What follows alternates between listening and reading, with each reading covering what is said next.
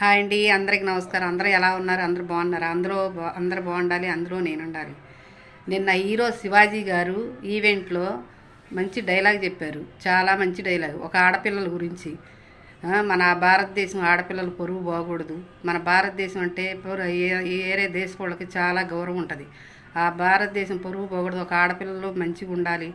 మన సినిమా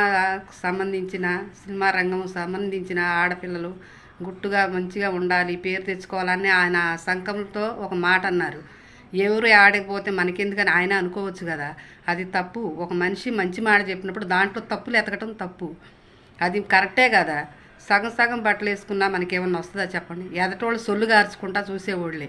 రూపాయిలో ముప్పాల వంతులు చీ అనేవాళ్ళు, పావుల వంతు సొల్లు గార్చుకుంటూ చూసేవాళ్ళే. అది కరెక్ట్ కాదు కదా. ఆయన చెప్పింది 100కి 100 బార్లు కరెక్టు. తప్పు పట్టమాకండి. అర్థమవుతుందా?